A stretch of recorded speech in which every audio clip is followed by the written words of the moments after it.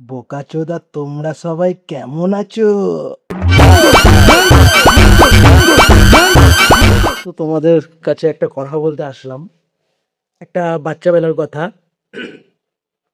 খুব মনে পড়ে আমার, আর খুব হাসিও পায়। তখন আমি ক্লাস 2 তে পড়ি।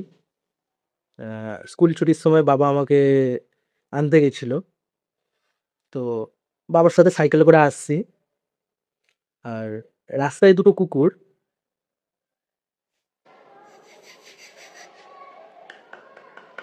বুঝতেই পারছো তোমরা।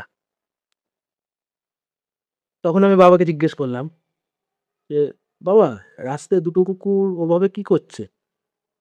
বাবা তখন উত্তর দিল আমাকে যে, "একটা কুকুর হাঁপিয়ে গেছে। ও আর হাঁটতে পারছে না।